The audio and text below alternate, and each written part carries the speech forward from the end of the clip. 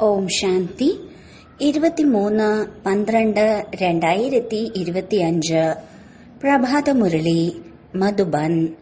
മധുരമായ കുട്ടികളെ, ഏത് സങ്കല്പമാണോ ഈശ്വരീയ സേവാർത്ഥം നടക്കുന്നത് അതിനെ ശുദ്ധ സങ്കല്പം അല്ലെങ്കിൽ നിർസങ്കല്പം എന്നേ പറയൂ, വ്യർത്ഥം എന്നല്ല. ചോദ്യം: വികർമ്മങ്ങളിൽ നിന്ന് രക്ഷപ്പെടുന്നതിന് വേണ്ടി ഏത് കടമ നിറവേറ്റുമ്പോഴും അനാസക്തരായിരിക്കണം? ഉത്തരം: മിത്രസംബന്ധികളുടെ സേവനവും ചെയ്യൂ, എന്നാൽ അലൗകിക ഈശ്വരീയ ദൃഷ്ടി വെച്ചുകൊണ്ട് ചെയ്യൂ. അതിൽ മോഹത്തിന്റെ ചരട് വരരുത്. അഥവാ ഏതെങ്കിലും വികാരി സംബന്ധത്തിന്റെ സങ്കല്പം വരികയാണെങ്കിൽ പോലും അത് വികർമ്മമായി മാറുന്നു.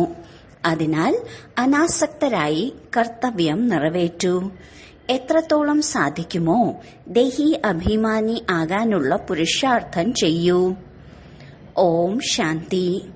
ഇന്ന് നിങ്ങൾ കുട്ടികൾക്ക് സങ്കല്പം, വികൽപ്പം, നിർസങ്കല്പം, അതായത് കർമ്മം, അകർമ്മം, വികർമ്മത്തെക്കുറിച്ച് മനസ്സിലാക്കി തരികയാണ്. ഏതുവരെ നിങ്ങൾ ഇവിടെയുണ്ടോ അതുവരെ നിങ്ങളുടെ സങ്കല്പം നടന്നുകൊണ്ടിരിക്കും. സങ്കല്പമില്ലാതെ ഒരു ക്ഷണനേരം പോലും മനുഷ്യർക്കിരിക്കാൻ സാധിക്കുകയില്ല. ഇപ്പോൾ ഈ സങ്കല്പം ഇവിടെയും നടന്നുകൊണ്ടിരിക്കും, സത്യയുഗത്തിലും നടന്നുകൊണ്ടിരിക്കും, അജ്ഞാനകാലത്തിലും നടന്നുകൊണ്ടിരുന്നു. എന്നാൽ ജ്ഞാനത്തിൽ വന്നതിലൂടെയുള്ള സങ്കല്പം സങ്കല്പമല്ല. കാരണം നിങ്ങൾ പരമാത്മാവിന്റെ സേവനത്തിന് നിമിത്തമായതുകൊണ്ട് യജ്ഞത്തിന് വേണ്ടി ഏത് സങ്കല്പം എടുക്കുന്നുവോ അത് സങ്കല്പമല്ല, അത് നിർസങ്കല്പം തന്നെയാണ്.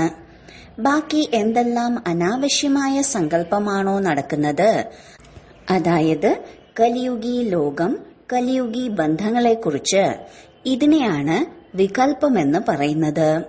ഇതിലൂടെയാണ് വികർമ്മം ഉണ്ടാകുന്നത്. വികർമ്മത്തിലൂടെ ദുഃഖം പ്രാപ്തമാക്കുന്നു. ബാക്കി യജ്ഞത്തെ പ്രതി, അതായത് ഈശ്വരീയ സേവനങ്ങളെ പ്രതിയുള്ള സങ്കല്പമാണ് നടക്കുന്നതെങ്കിൽ അത് നിർസങ്കല്പമായി തീരുന്നു. ശുദ്ധ സങ്കല്പം സേവനത്തെ പ്രതി മാത്രം നടക്കുന്നതാണ്. നോക്കൂ, നിങ്ങൾ കുട്ടികളെ സംരക്ഷിക്കുന്നതിന് വേണ്ടിയാണ് ബാബ ഇവിടെ ഇരിക്കുന്നത്. സേവനം ചെയ്യുന്നതുകൊണ്ട് അച്ഛന്റെയും അമ്മയുടെയും സങ്കല്പം തീർച്ചയായും നടക്കും.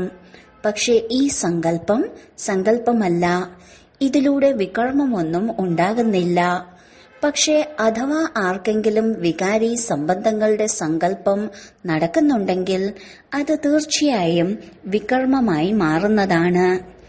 ബാബ നിങ്ങൾ കുട്ടികളോട് പറയുന്നതിതാണ്: കുട്ടികളെ, മിത്രസംബന്ധികളുടെ സേവനം തീർച്ചയായും ചെയ്യേണ്ടതാണ്.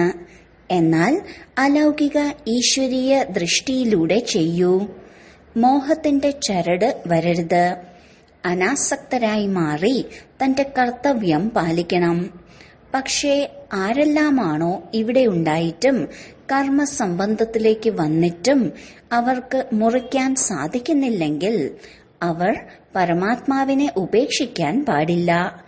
കൈ പിടിച്ചിട്ടുണ്ടെങ്കിൽ കുറച്ചെന്തെങ്കിലും പദവി പ്രാപ്തമാക്കിയെടുക്കാം. ഇപ്പോൾ ഓരോരുത്തർക്കും അവരവരെ കുറിച്ചറിയാം എന്നിൽ എന്ത് വികാരമാണ് ഉള്ളതെന്ന്. അഥവാ ആരിലെങ്കിലും ഒരു വികാരമെങ്കിലും ഉണ്ടെങ്കിൽ തീർച്ചയായും അവർ ദേഹാഭിമാനിയായിട്ടായിരിക്കും ഇരിക്കുക. ആരിലാണോ വികാരമൊന്നുമില്ലാത്തത് അവർ ദേഹി അഭിമാനിയായിരിക്കും. ആരിലെങ്കിലും എന്തെങ്കിലും വികാരമുണ്ടെങ്കിൽ അവർ തീർച്ചയായും ശിക്ഷകൾ അനുഭവിക്കും. ആരാണോ വികാരങ്ങളില്ലാതെയിരിക്കുന്നത് അവർ ശിക്ഷകളിൽ നിന്നും മുക്തമായിരിക്കും. കാണുന്നില്ലേ, ചില കുട്ടികൾ ആരിലാണോ കാമമില്ലാത്തത്, ക്രോധമില്ലാത്തത്, ലോഭമില്ലാത്തത്, മോഹമില്ലാത്തത് അവർക്ക് നല്ല രീതിയിൽ സേവനം ചെയ്യാൻ സാധിക്കും. ഇപ്പോൾ അവരിൽ ജ്ഞാന വിജ്ഞാന അവസ്ഥയുണ്ട്. അവർക്ക് നിങ്ങൾ എല്ലാവരും വോട്ട് നൽകും. ഇതിപ്പോൾ എങ്ങനെയാണോ ഞാൻ അറിഞ്ഞത് അതുപോലെ നിങ്ങൾക്കും അറിയാൻ സാധിക്കും. നല്ലതിനെ എല്ലാവരും നല്ലതെന്ന് പറയും. ആരിലാണോ കുറച്ചു കുറവുള്ളത് അവർക്കെല്ലാവരും അതുപോലെ മാത്രമേ വോട്ട് നൽകൂ. ഇപ്പോൾ ഈ നിശ്ചയം ഉണ്ടാകണം, ആരിലാണോ ഏതെങ്കിലും വികാരമുള്ളത് അവർക്ക് സേവനം ചെയ്യാൻ സാധിക്കുകയില്ല. ആരാണോ വികാരങ്ങളിൽ നിന്ന് മുക്തമായിരിക്കുന്നത് അവർക്ക് സേവനം ചെയ്ത് തനിക്ക് സമാനമാക്കി മാറ്റാൻ സാധിക്കും. അതിനാൽ വികാരങ്ങളുടെ മേൽ പൂർണ്ണ വിജയം നേടണം. വികൽപ്പങ്ങളിലും പൂർണ്ണമായും ജയിക്കണം. ഈശ്വരാർത്ഥമുള്ള സങ്കല്പത്തെയാണ് നിർസങ്കല്പമെന്ന് പറയാൻ സാധിക്കുക. ഒരു സങ്കല്പവും നടക്കാതിരിക്കുക, സുഖ ദുഃഖങ്ങളിൽ നിന്ന് വേറിട്ടിരിക്കുക, വാസ്തവത്തിൽ അതിനെയാണ് നിർസങ്കല്പമെന്ന് പറയുന്നത്. അതാണെങ്കിൽ അവസാനം നിങ്ങൾ കർമ്മക്കണക്കുകൾ അവസാനിപ്പിച്ചു പോകുമ്പോൾ അവിടെ സുഖ ദുഃഖങ്ങളിൽ നിന്ന് വേറിട്ട അവസ്ഥയിലായിരിക്കും സ്ഥിതി. അപ്പോൾ ഒരു സങ്കല്പവും നടക്കുകയില്ല. ആ സമയം കർമ്മ അകർമ്മങ്ങളിൽ രണ്ടിൽ നിന്നും ഉപരിയായി അകർമ്മി അവസ്ഥയിലിരിക്കും. ഇവിടെ നിങ്ങൾക്ക് സങ്കല്പം തീർച്ചയായും നടക്കും. കാരണം നിങ്ങൾ മുഴുവൻ ലോകത്തെയും ശുദ്ധമാക്കി മാറ്റുന്നതിന് നിമിത്തമായി മാറിയിരിക്കുകയാണ്. ഇതിനു വേണ്ടി നിങ്ങളിൽ ശുദ്ധ സങ്കല്പം തീർച്ചയായും നടക്കും. സത്യുഗത്തിൽ ശുദ്ധ സങ്കല്പം നടക്കുന്നത് കാരണം സങ്കല്പം സങ്കല്പമല്ല. കർമ്മം ചെയ്യുമ്പോഴും കർമ്മബന്ധനമായി മാറുന്നില്ല. മനസ്സിലായോ? ഇപ്പോൾ കർമ്മം അകർമ്മം വികർമ്മത്തിന്റെ ഗതിയെ പരമാത്മാവിന് തന്നെയാണ് മനസ്സിലാക്കി തരാൻ സാധിക്കുക. ബാബ വികർമ്മങ്ങളിൽ നിന്ന് മോചിപ്പിക്കുന്നവനാണ്.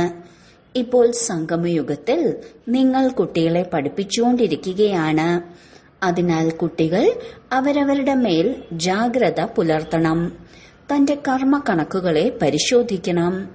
നിങ്ങൾ ഇവിടെ വന്നിരിക്കുന്നത് കർമ്മക്കണക്കുകളെ അവസാനിപ്പിക്കാനാണ്. ഇങ്ങനെ ആയിരിക്കരുത്. ഇവിടെ വന്നിട്ടും കർമ്മക്കണക്കുകൾ ഉണ്ടാക്കി പോവുകയാണെങ്കിൽ ശിക്ഷ അനുഭവിക്കേണ്ടി വരും. ഈ ഗർഭ ജയിലിലെ ശിക്ഷ ചെറുതൊന്നും ആയിരിക്കില്ല. അതുകൊണ്ട് തന്നെ വളരെയധികം പുരുഷാർത്ഥം ചെയ്യണം. ഈ ലക്ഷ്യം വളരെ വലുതാണ്. അതിനാൽ ജാഗ്രതയോടുകൂടി നടക്കണം.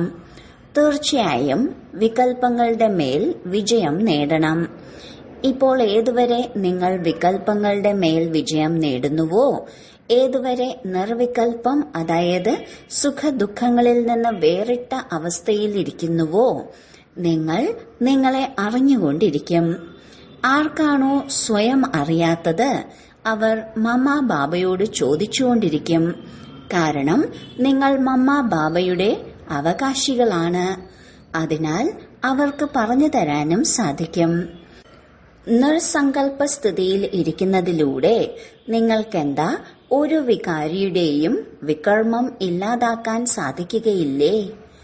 ഏത് വികാരി പുരുഷൻ നിങ്ങളുടെ അടുത്ത് വന്നാലും അവർക്ക് വികാരി സങ്കല്പം ഒരിക്കലും വരികയില്ല. എപ്പോഴാണോ ഏതെങ്കിലും ദേവീ ദേവതകളുടെ മുന്നിൽ പോകുമ്പോൾ അവരുടെ മുന്നിൽ ശാന്തമായിരിക്കുന്നത്, അതുപോലെ നിങ്ങളും ഗുപ്തരൂപത്തിൽ ദേവതകളാണ്. നിങ്ങളുടെ മുന്നിലും ഒരാൾക്കും വികാരി സങ്കല്പം കൊണ്ടുവരാൻ സാധിക്കുകയില്ല. പക്ഷെ ഇങ്ങനെയും ചില വികാരി പുരുഷന്മാരുണ്ട്. അവർക്ക് എന്തെങ്കിലും സങ്കല്പം വരികയാണെങ്കിൽ പോലും യുദ്ധം ചെയ്യാൻ സാധിക്കില്ല. നിങ്ങൾ യോഗയുക്തമായി ഇരിക്കുകയാണെങ്കിൽ. നോക്കൂ കുട്ടികളെ, നിങ്ങൾ ഇവിടെ വന്നിരിക്കുന്നത് പരമാത്മാവിന് വികാരങ്ങളുടെ ആഹൂതി നൽകാനാണ്. പക്ഷെ പലരും നിയമമനുസരിച്ച് ആഹൂതി ചെയ്യുന്നില്ല. അവരുടെ യോഗം പരംപിത പരമാത്മാവുമായി ചേരുന്നില്ല. മുഴുവൻ ദിവസവും ബുദ്ധിയോഗം അലഞ്ഞുകൊണ്ടിരിക്കുകയാണ്. അതായത് ദേഹീയ അഭിമാനിയായി മാറുന്നില്ല. ദേഹാഭിമാനമുള്ളത് കാരണം പലരുടെയും സ്വഭാവത്തിൽ വരുന്നു. ഈ കാരണം കൊണ്ട് തന്നെ പരമാത്മാവിന് വേണ്ടിയുള്ള സേവനത്തിന് അധികാരിയാവാൻ സാധിക്കുന്നില്ല. ആരാണോ പരമാത്മാവിൽ നിന്ന് സേവനമെടുത്ത് പിന്നീട് സേവനം ചെയ്തുകൊണ്ടിരിക്കുന്നത്, അതായത് പതീതരെ പാവനമാക്കി മാറ്റിക്കൊണ്ടിരിക്കുന്നത്, അവരാണ് എന്റെ സത്യമായ ഉറച്ച കുട്ടികൾ. അവർക്ക് വളരെ ഉയർന്ന പദവി ലഭിക്കുന്നു. ഇപ്പോൾ പരമാത്മാവ് സ്വയം നിങ്ങളുടെ അച്ഛനായി മാറിയിരിക്കുകയാണ്. ആ അച്ഛനെ സാധാരണ രൂപത്തിൽ അറിയാതെ മറ്റേതെങ്കിലും പ്രകാരത്തിലുള്ള സങ്കല്പം ഉണ്ടാവുകയാണെങ്കിൽ വിനാശം പ്രാപ്തമാക്കുകയാണ്. 108 ജ്ഞാനഗംഗകൾ ആരെല്ലാമാണോ ഇപ്പോൾ അവർ പൂർണ്ണ അവസ്ഥയെ പ്രാപ്തമാക്കുന്ന സമയം വരും. ബാക്കി ആരാണോ പഠിക്കാതെ ഇരിക്കുന്നത് അവർ അവർക്ക് തന്നെ നഷ്ടമുണ്ടാക്കിക്കൊണ്ടിരിക്കും. ഇത് നിശ്ചയമായും അറിഞ്ഞിരിക്കണം. ആരാണോ ഈശ്വരീയ ജ്ഞാനത്തിൽ ഒളിഞ്ഞിരുന്ന് പ്രവർത്തിക്കുന്നത് അവരെ എല്ലാം അറിയുന്ന ബാബ കണ്ടുകൊണ്ടിരിക്കുന്നുണ്ട്. ബാബ പിന്നീട് സാകാര രൂപത്തിലുള്ള ബാബയ്ക്ക് സൂചന നൽകും, ജാഗരൂകരാക്കുന്നതിന് വേണ്ടി. അതിനാൽ തന്നെ ഒരു കാര്യവും ഒളിപ്പിക്കരുത്. അഥവാ തെറ്റുണ്ടായിട്ടുണ്ടെങ്കിൽ അത് പറയുന്നതിലൂടെ മുന്നോട്ടു പോകുമ്പോൾ രക്ഷപ്പെടും. അതിനാൽ കുട്ടികൾ ജാഗ്രതയോടെ കൂടി ഇരിക്കണം. കുട്ടികൾ ആദ്യം സ്വയത്തെ മനസ്സിലാക്കണം. ഞാൻ ആരാണ്? ഞാൻ എന്താണ്?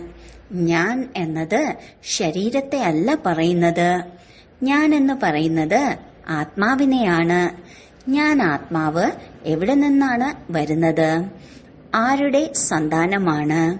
ഞാൻ ആത്മാവ് പരംപിതാവിന്റെ സന്താനമാണെന്ന് എപ്പോൾ തിരിച്ചറിയുന്നുവോ അപ്പോഴേ ബാബയെ ഓർമ്മിക്കുന്നതിലൂടെ സന്തോഷമുണ്ടാവുകയുള്ളൂ. എപ്പോഴാണോ ബാബയുടെ കർത്തവ്യത്തെക്കുറിച്ച് അറിയുന്നത് അപ്പോഴേ സന്തോഷം ഉണ്ടാവുകയുള്ളൂ. ഏതുവരെ ചെറിയ കുട്ടിയാണോ അതുവരെ ബാബയുടെ കർത്തവ്യത്തെക്കുറിച്ച് അറിയുകയില്ല. അതുവരേക്കും ഇത്രയും സന്തോഷം ഉണ്ടാവുകയില്ല. വലുതാകുമ്പോൾ ബാബയുടെ കർത്തവ്യത്തെക്കുറിച്ച് അറിയുമ്പോൾ ലഹരിയും സന്തോഷവും വർദ്ധിച്ചുകൊണ്ടിരിക്കും. ആദ്യം ബാബയുടെ കർത്തവ്യത്തെക്കുറിച്ച് അറിയണം. എന്റെ അച്ഛൻ ആരാണ്? എവിടെയാണ് വസിക്കുന്നത്? ആത്മാവ് അവിടെ ലയിച്ചു ചേരുന്നുവെന്ന് പറയുകയാണെങ്കിൽ ആത്മാവ് ഇല്ലാതാകും. പിന്നെ ആർക്കാണ് സന്തോഷമുണ്ടാകുക?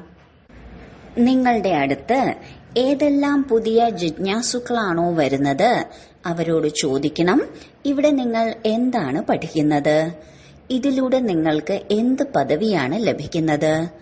സാധാരണ ലോകത്തിൽ പഠിക്കുന്ന കുട്ടികൾ പറയാറുണ്ട്, ഞാൻ ഡോക്ടറായി മാറിക്കൊണ്ടിരിക്കുകയാണ്, ഞാൻ എഞ്ചിനീയറായി മാറിക്കൊണ്ടിരിക്കുകയാണ്. അപ്പോൾ അതിൽ വിശ്വാസം വയ്ക്കുന്നുണ്ടല്ലോ. അതായത് ഇവർ പഠിച്ചുകൊണ്ടിരിക്കുകയാണ്. ഇവിടെയും വിദ്യാർത്ഥികൾ പറയുന്നുണ്ട്, ഇത് ദുഃഖത്തിന്റെ ലോകമാണ്, ഇതിന് നരകം, ഹെൽ, പിശാചിന്റെ ലോകം എന്ന് പറയുന്നു. ഇതിന് വിപരീതമാണ് ഹെവൻ, ദൈവിക ലോകം. ഇതിനെയാണ് സ്വർഗമെന്ന് പറയുന്നത്. ഇത് എല്ലാവർക്കും അറിയാം. ഇത് മനസ്സിലാക്കാനും സാധിക്കുന്നുണ്ട്. ഇത് ആ സ്വർഗമല്ല എന്ന്. ഇത് നരകമാണ്, അല്ലെങ്കിൽ ദുഃഖത്തിന്റെ ലോകമാണ്. പാപാത്മാക്കളുടെ ലോകമായത് കാരണമാണ് ബാബയെ വിളിക്കുന്നത്. ഞങ്ങളെ പുണ്യത്തിന്റെ ലോകത്തിലേക്ക് കൊണ്ടുപോകൂ. ഏതു കുട്ടികളാണോ പഠിച്ചുകൊണ്ടിരിക്കുന്നത് അവർക്കറിയാൻ സാധിക്കും, ബാബ നമ്മളെ പുണ്യത്തിന്റെ ലോകത്തിലേക്ക് കൂട്ടിക്കൊണ്ടു പോവുകയാണ്. പുതിയ വിദ്യാർത്ഥികൾ വരുമ്പോൾ അവർ കുട്ടികളോട് ചോദിക്കണം, കുട്ടികളിൽ നിന്നും പഠിക്കണം. കുട്ടികൾക്ക് അവരുടെ ടീച്ചറിന്റെയും പിതാവിന്റെയും കർത്തവ്യത്തെക്കുറിച്ച് പറയാൻ സാധിക്കും. ബാബ ഒരിക്കലും സ്വയം തന്നെ പ്രശംസിക്കുകയില്ല. ടീച്ചർ എപ്പോഴെങ്കിലും സ്വയം തന്റെ മഹിമ കേൾപ്പിക്കാറുണ്ടോ? അത് വിദ്യാർത്ഥികളാണ് കേൾപ്പിക്കുക. ഈ ടീച്ചർ ഇങ്ങനെയുള്ള ടീച്ചറാണ് എന്ന്. അപ്പോൾ പറയും, വിദ്യാർത്ഥികളിലൂടെ ടീച്ചറുടെ പ്രത്യക്ഷത. നിങ്ങൾ കുട്ടികളിൽ ആരാണോ ഇത്രയധികം കോഴ്സുകൾ പഠിച്ചു വന്നത് നിങ്ങളുടെ ജോലിയാണ് പുതിയവർക്ക് മനസ്സിലാക്കി കൊടുക്കുക എന്നത്. ബാക്കി ഏതെല്ലാം ടീച്ചറാണോ BA MA പഠിച്ചിട്ടുണ്ടായിരുന്നത് അവർ ഇരുന്ന് പുതിയ വിദ്യാർത്ഥികൾക്ക് ABCD പഠിപ്പിക്കുമോ? ചില വിദ്യാർത്ഥികൾ വളരെ സമർത്ഥശാലികളായിരിക്കും. അവർ മറ്റുള്ളവരെയും പഠിപ്പിക്കും. അതിൽ മാതാ ഗുരു വളരെ പ്രസിദ്ധമാണ്. ഇതാണ് ദൈവിക ധർമ്മത്തിലെ ആദ്യത്തെ മാതാവ്. ഇവരെയാണ് ജഗദംബ എന്ന് പറയുന്നത്. മാതാവിന് വളരെയധികം മഹിമയുണ്ട്. ബംഗാളിൽ കാളി, ദുർഗ, സരസ്വതി, ലക്ഷ്മി ഈ 4 ദേവികളെയും വളരെയധികം പൂജിക്കുന്നുണ്ട്. ഇപ്പോൾ ഈ 4 പേരുടെയും കർത്തവ്യത്തെക്കുറിച്ച് അറിയണം. ലക്ഷ്മിയാണെങ്കിൽ സമ്പത്തിന്റെ ദേവതയാണ്. അവർ ഇവിടെ തന്നെയാണ് രാജ്യം ഭരിച്ചു പോയത്. ബാക്കി കാളി, ദുർഗ ഇതെല്ലാം ഇവരുടെ പേര് തന്നെയാണ്. അഥവാ 4 മാതാക്കളാണെങ്കിൽ 4 പിതാക്കളും വേണമല്ലോ. അപ്പോൾ ലക്ഷ്മിയുടെ പതിയായ നാരായണൻ പ്രസിദ്ധമാണ്. കാളിയുടെ പതി ആരാണ്? ശങ്കരനെ പാർവതിയുടെ പതിയാണെന്നാണ് പറയുന്നത്. പാർവതി കാളിയൊന്നുമല്ല. കാളിയെ പൂജിക്കുന്നവർ ധാരാളമുണ്ട്. മാതാവിനെ ഓർമ്മിക്കുന്നുണ്ട്, എന്നാൽ പിതാവിനെ അറിയുന്നില്ല. കാളിക്കും പതി ഉണ്ടായിരിക്കണമല്ലോ, എന്നാൽ ഇതാർക്കും അറിയുകയില്ല. ലോകം ഒന്നുമാത്രമാണെന്ന് നിങ്ങൾ മനസ്സിലാക്കി കൊടുക്കണം. ഇത് ചില സമയത്ത് ദുഃഖത്തിന്റെ ലോകം നരകമായി തീരുന്നു.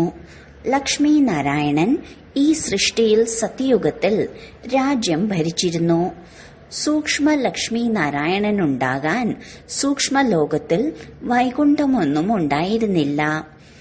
അവരുടെ ചിത്രം ഇവിടെയാണെങ്കിൽ അവർ തീർച്ചയായും ഇവിടെ രാജ്യം ഭരിച്ചിട്ടുണ്ടാകും. ഈ സാകാരി ലോകത്തിലാണ് കളി മുഴുവൻ നടക്കുന്നത്. ചരിത്രവും ഭൂമിശാസ്ത്രവും ഈ സാകാരി ലോകത്തിലേതാണ്. സൂക്ഷ്മവതനത്തിൽ ചരിത്രവും ഭൂമിശാസ്ത്രവും ഉണ്ടായിരിക്കുകയില്ല. എന്നാൽ ഈ എല്ലാ കാര്യങ്ങളെയും വിട്ട് നിങ്ങൾ പുതിയ ജിജ്ഞാസുക്കൾക്ക് ആദ്യം അലഫിനെ, അതായത് അൽഫ, ഒന്നാമൻ ഈശ്വരനെ കുറിച്ച് പഠിപ്പിക്കണം. പിന്നീട് സമ്പത്ത് മനസ്സിലാക്കി കൊടുക്കണം. അൽഫാണ് ദൈവം, സുപ്രീം ആത്മാവ്. ഏതുവരെ പൂർണമായും ഇത് മനസ്സിലാക്കുന്നില്ലയോ അതുവരെ പരംപിതാവുമായി സ്നേഹം ഉണ്ടാവുകയില്ല. അവർക്ക് സന്തോഷവും വരികയില്ല. കാരണം ആദ്യം എപ്പോഴാണോ ബാബയെ അറിയുന്നത്, അപ്പോൾ ബാബയുടെ കർത്തവ്യത്തെക്കുറിച്ചും അറിയും. അപ്പോൾ സന്തോഷമുണ്ടാകും. ദൈവം സദാ സന്തുഷ്ടനാണ്, ആനന്ദ സ്വരൂപനാണ്. നമ്മളും അതേ ഭഗവാന്റെ കുട്ടികളാണെങ്കിൽ എന്തുകൊണ്ട് ആ സന്തോഷം വന്നുകൂടാ? എന്തുകൊണ്ട് ആഹ്ലാദം ഉണ്ടാകുന്നില്ല? ഞാൻ ഈശ്വരന്റെ കുട്ടിയാണ്. ഞാൻ സദാ സന്തുഷ്ടനായ മാസ്റ്റർ ദൈവമാണ്. ഈ സന്തോഷം വരുന്നില്ലെങ്കിൽ തെളിവാണ് കുട്ടിയാണെന്ന് മനസ്സിലാക്കുന്നില്ല. ഭഗവാൻ സ്വയം സന്തുഷ്ടവാനാണ്. പക്ഷേ ഞാൻ സന്തുഷ്ടനല്ല. കാരണം അച്ഛനെ അറിയുന്നില്ല. കാര്യം സഹജമാണ്. പലർക്കും ജ്ഞാനം കേൾപ്പിക്കുന്നതിന് പകരം ശാന്തിയാണ് നല്ലതായി തോന്നുന്നത്. കാരണം ധാരാളം പേർക്ക് ജ്ഞാനമെടുക്കാൻ സാധിക്കുന്നില്ല. ഇത്രയും സമയം ഇനി എവിടെയുണ്ട്? അല്ലാഹുവിനെ അറിഞ്ഞ് ശാന്തിയിൽ ഇരിക്കണം. ഇതും നല്ലതാണെന്ന് കരുതുന്നു. ഏതുപോലെയാണോ സന്യാസിമാർ പർവ്വതങ്ങളിലും ഗുഹകളിലും പോയി പരമാത്മാവിന്റെ ഓർമ്മയിലിരിക്കുന്നത്, അതേപോലെ പരംപിത പരമാത്മാവിന്റെ ഈ സുപ്രീം ലൈറ്റിന്റെ ഓർമ്മയിലിരിക്കുന്നതും നല്ലതാണ്. ഈ ഓർമ്മയിലൂടെ സന്യാസിമാരും നിർവികാരിയായി മാറുന്നു. പക്ഷെ വീട്ടിലിരിക്കുമ്പോൾ ഓർമ്മയിലിരിക്കാൻ സാധിക്കുന്നില്ല. അവിടെയാണെങ്കിൽ കുട്ടികളിലേക്ക് മോഹം പോകുന്നു. അതിനാലാണ് സന്യാസം ചെയ്യുന്നത്. പവിത്രമായി മാറുമ്പോൾ അതിൽ സുഖം തന്നെയാണല്ലോ. സന്യാസി എല്ലാവരെക്കാളും നല്ലതാണ്. ആദി ദേവനും സന്യാസിയാണല്ലോ. ഇതിനു മുൻപ് ആദി ദേവന്റെ ക്ഷേത്രവും ഉണ്ടാക്കി വെച്ചിട്ടുണ്ട്. അവിടെ തപസ് ചെയ്തുകൊണ്ടിരിക്കുകയാണ്. ഗീതയിലും പറയുന്നുണ്ട്, ദേഹത്തിന്റെ എല്ലാ ധർമ്മത്തെയും സന്യസിക്കൂ. സന്യാസിയായി മാറുമ്പോൾ മഹാത്മാവായി മാറുന്നു. ഗൃഹസ്ഥിയെ മഹാത്മാവാണെന്ന് പറയുന്നത് നിയമവിരുദ്ധമാണ്. നിങ്ങളെ പരമാത്മാവ് വന്നാണ് സന്യാസം ചെയ്യിപ്പിച്ചത്. സുഖത്തിനു വേണ്ടിയാണ് സന്യസിക്കുന്നത്. മഹാത്മാക്കൾ ഒരിക്കലും ദുഃഖിയാവുകയില്ല. രാജാക്കന്മാരും സന്യാസിയാകുമ്പോൾ കിരീടമെല്ലാം വലിച്ചെറിയും. എങ്ങനെയാണോ ഗോപീചന്ദ് സന്യസിച്ചത് അതുപോലെ. തീർച്ചയായും ഇതിൽ സുഖമുണ്ട്. ശരി, വളരെ കാലത്തെ വേർപാടിന് ശേഷം തിരികെ കിട്ടിയ മധുരമധുരമായ സന്താനങ്ങൾക്ക് മാതാവും പിതാവുമായ ബാബ്ദാദയുടെ സ്നേഹസ്മരണകളും പുലർക്കാല വന്ദനവും. ആത്മീയ പിതാവിന്റെ ആത്മീയ കുട്ടികൾക്ക് നമസ്കാരം. ധാരണയ്ക്കുള്ള മുഖ്യസാരം. 1. ഒരിക്കലും ഒരു തലകീഴായ കർമ്മവും ഒളിപ്പിച്ചു ചെയ്യരുത്. ബാബ്ദാദയോട് ഒരു കാര്യവും ഒളിപ്പിക്കരുത്. വളരെ വളരെ ജാഗ്രതയോടു കൂടിയിരിക്കണം. 2. വിദ്യാർത്ഥികളിലൂടെയാണ് ടീച്ചറുടെ പ്രത്യക്ഷത. എന്താണോ പഠിച്ചത് അത് മറ്റുള്ളവരെ പഠിപ്പിക്കണം. സദാ സന്തുഷ്ടനായ ദൈവത്തിന്റെ കുട്ടികൾ ഈ സ്മൃതിയിൽ അളവില്ലാത്ത സന്തോഷത്തിലിരിക്കണം. വരദാനം. വികാരങ്ങളാകുന്ന സർപ്പത്തെപ്പോലും ശയ്യയാക്കി മാറ്റുന്ന വിഷ്ണുവിന് സമാനം സദാ വിജയി നിശ്ചിന്തരായി ഭവിക്കട്ടെ. വിഷ്ണുവിന്റെ ശേഷശയ്യയായി കാണിക്കുന്നത് നിങ്ങൾ വിജയി കുട്ടികളുടെ സഹജ യോഗി ജീവിതത്തിന്റെ ഓർമ്മചിഹ്നമാണ്. സഹജ യോഗത്തിലൂടെ വികാരങ്ങളാകുന്ന സർപ്പം പോലും അധീനമാകുന്നു. ഏത് കുട്ടികളാണോ വികാരങ്ങളാകുന്ന സർപ്പങ്ങൾക്ക് മേൽ വിജയം പ്രാപ്തമാക്കി അവരെ വിശ്രമിക്കാനുള്ള ശയ്യയാക്കി മാറ്റുന്നത്, അവർ സദാ വിഷ്ണുവിന് സമാനം ഹർഷിതരും നിശ്ചിന്തരുമായിരിക്കുന്നു. അതിനാൽ സദാ ഈ ചിത്രം തന്റെ സമീപത്ത് നോക്കൂ. അതായത് വികാരങ്ങളെ കീഴ്പ്പെടുത്തിയ അധികാരിയാണോ? ആത്മാവ് സദാ വിശ്രമത്തിന്റെ സ്ഥിതിയിൽ നിശ്ചിന്തനാണ്. സ്ലോഗൻ. ബാലകന്റെയും അധികാരിയുടെയും സന്തുലനത്തിലൂടെ പ്ലാനിനെ പ്രാക്ടിക്കലിലേക്ക് കൊണ്ടുവരൂ. അവ്യക്ത സൂചന. ഇപ്പോൾ സമ്പന്നവും കർമാതീതവുമാകുന്നതിന്റെ ധ്വനി മുഴക്കൂ. തന്റെ ഓരോ കർമ്മേന്ദ്രിയത്തിന്റെ ശക്തികൾക്ക് സൂചന കൊടുക്കൂ. എങ്കിൽ സൂചനകളിലൂടെ തന്നെ എങ്ങനെ ആഗ്രഹിക്കുന്നുവോ അങ്ങനെ നടത്താൻ കഴിയും. അങ്ങനെ കർമ്മേന്ദ്രിയങ്ങളെ ജയിച്ചവരാകൂ. അപ്പോൾ പിന്നെ പ്രകൃതി ജീതായി കർമാതീത സ്ഥിതിയുടെ ആസനധാരിയും വിശ്വരാജ്യ അധികാരിയുമായി മാറും. ഓരോ കർമ്മേന്ദ്രിയവും ശരി യജമാൻ, ശരി ഹാജർ എന്ന് പറഞ്ഞ് അനുസരിക്കും. താങ്കൾ രാജ്യാധികാരികളെ സദാ സ്വാഗതം അഥവാ സലാം ചെയ്തുകൊണ്ടിരിക്കും. അപ്പോൾ കർമാതീതമാകാൻ സാധിക്കും. ഓം ശാന്തി.